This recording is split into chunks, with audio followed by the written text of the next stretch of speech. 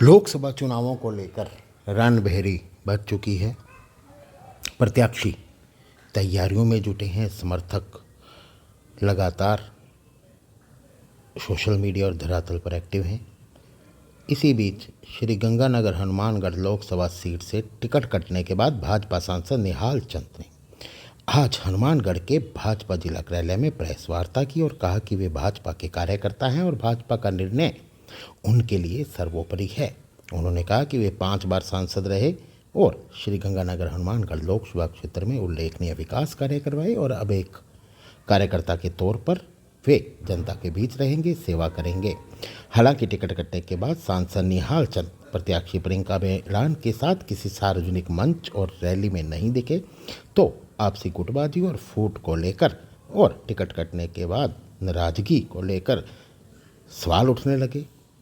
Social media पर पत्रकारों ने सवाल उठाए, जिसका खंडन स्वयं प्रियंका और आज सांसद निहाल चंद ने भी किया। लेकिन करीब 20 मिनट की पत्रकार वार्ता में सिर्फ 1 या 2 बार ही प्रत्याशी के लिए अपील की और बाकी समय उन्होंने अपने द्वारा किए गए कार्य को गिनाने में ही दिया। हालांकि सांसद प्रत्याशी का एक फोटो सोशल मीडिया पर जरूर वायरल हो रहा है, जिसमें सांसद निहाल चंद प्रियंका का मुंह मीठा करवाकर उसको आशीर्वाद देते दिख रहे हैं। हालांकि ये साफ नहीं है कि ये फ़ोटो टिकट कटने के बाद की है, पहले की है या कब की है, लेकिन अब देखना ये होगा कि सांसद निहाल चंद बीजेपी के प्रत्याशी हैं लोकसभा की, जो प्रियंका बेलान उनके साथ कोई सार्वजनिक मंच साझा करते हैं या नहीं। वहीं पत्रकार वार्ता में जिला अध्यक्ष देवेंद्र पारिक, जिला महामंत्री विकास गुप्ता, पूर्व जिलाध्यक्ष बलवीर बिश्नोई, मीडिया प्रभारी महेश शर्मा सहित अन्य बीजेपी कार्यकर्ता व पदाधिकारी मौजूद रहे। के अंदर प्लान रहेगा कि मैं क्या करूं और जो जैसे आप जनता से जुड़े रहे, इसके लिए क्या कहेंगे? नहीं, मैं तो सिर्फ एक कार्यकर्ता हूं और भारतीय जनता पार्टी के कार्यकर्ता के रूप में मैं हमेशा काम करूंगा। और जनता से जुड़ा रहने का मतलब कोई सिर्फ सांसद बन के जुड़ा रहना नहीं होता। एक सामाजिक कार्यकर्ता भी जनता के दिलों में अपना भाव रख सकता है। और अगर मैं हर सुख दुख में आपके साथ में खड़ा रहूंगा तो मैं आपके दिल से कभी मैं बाहर नहीं जा पाऊंगा। तो भाजपा के लिए काफी कठिन है जीतना यहाँ से, या मोदी जी के नाम पे ही जीतेंगे? नहीं, मोदी जी के नाम पे भी जीतेंगे। विकास की योजनाएं जो मोदी जी ने यहाँ पे दी है वो भी एक कारण रहेगा। देश के प्रधानमंत्री जी ने पूरे विश्व के अंदर जो भारत का डंका बजाया है, तो आप देखते हैं कि पूरे विश्व में भारत का जो आज पहचान बनी है, G20 के माध्यम से पहचान बनी है और नरेंद्र भाई मोदी के नाम पे पहचान बनी है, भारत की जो पहचान बनी है, मैं समझता हूँ कि एक हमारी एक पहचान है और हम लोग उस पहचान को लेके ग्रामीण के अंचल तक हम लोग पहुंच रहे हैं ताकि भारतीय जनता पार्टी यहाँ से चुनाव जीत सके। एक और मोदी सरकार जो बेस्ट परफॉर्मर है उनको इंकरेज करने की बात करती है, वहीं आपका टिकट कटना किस तरह से देखते हैं? देखो, मैं सांसद रहा, कोई भी सांसद होता है वो बेस्ट परफॉर्मेंस करना चाहता है और मैंने भी बेस्ट परफॉर्मेंस लोकसभा में भी रखी, डिबेट में भी रखी, क्षेत्र में भी रखी, विकास की योजनाओं में भी रखी। और उसमें मुझे पार्लियामेंट्री एडवाइजरी कमेटी ने मुझे 6 नंबर पर रखा था।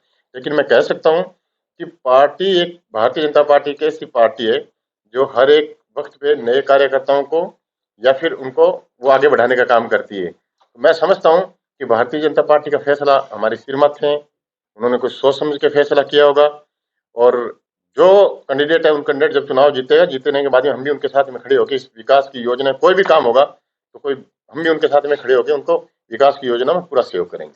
केंद्रीय संगठन पर जिस तरह से आरोप करते हैं जो स्थापित नेता है उनको बदलने का और नए स्वरूप में पार्टी को तैयार करने का, क्या आपकी टिकट भी उसी तरह से करता है? स्थापित नेता मार्गदर्शक होते हैं हम उनको रास्ता दिखाने का काम करेंगे और क्षेत्र में नए विकास की योजनाओं को बढ़ावा किस तरीके से देंगे तो हम उनके साथ में रहेंगे। मार्गदर्शक मंडल में तो लालकृष्ण आडवाणी थे, उनसे तो आप अभी 40 साल से हैं। उनका तो हालात देख ही रहे हो क्या हो रहा है। भारत रत्न दिया जा चुका है, मिला है ना सर, तो उनको सबसे बड़ा रत्न भारत रत्न भी तो मिला है ना। भारतीय जनता पार्टी सब कुछ सोच समझ के काम करती है, ऐसी बात नहीं है।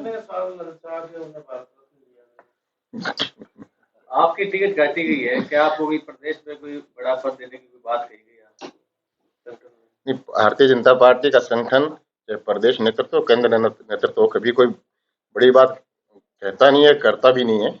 लेकिन भारतीय जनता पार्टी सब जानती है किस कार्यकर्ता को कहाँ एडजस्ट करना है। तो मैं समझता हूँ कि भारतीय जनता पार्टी के ने जो फैसला लिया है वो सोच समझ के लिया होगा। मैं भारतीय जनता पार्टी के साथ में हमेशा हमेशा के लिए खड़ा रहूंगा। इसके पीछे एक कारण है, क्योंकि 1967 में, यानी आज से 57 साल पहले, मेरा परिवार, जो मेरी फैमिली, मेरा परिवार है, मेरे पिताजी है, उन्होंने कांग्रेस के खिलाफ एक लड़ाई लड़ी थी। तो तब से लेकर अब तक हम लोगों ने कांग्रेस के खिलाफ लड़ाई लड़ी है। तो मैं भारतीय जनता पार्टी के रूप स्वाभाविक है, मैं वहां पे खड़ा रहूंगा, क्योंकि मेरे खून के एक कतरे में भारतीय जनता पार्टी और देशभक्ति की भावना से मेरा वो खून है। 19 तारीख आ रही है और 19 तारीख के अंदर एक बार फिर हमारे क्षेत्र के भाग्य का फैसला होने वाला है। मैं आप सब बंधुओं से, आपके माध्यम से सभी नागरिकों से मैं अपील करूंगा कि हम लोग कमल के निशान पर वोट देकर बहन प्रियंका को यहाँ से चुनाव जिताएंगे, ताकि देश में एक बार फिर नरेंद्र मोदी की सरकार बन सके, ताकि यह देश एक विकसित देशों की श्रेणियों में जाके खड़ा हो।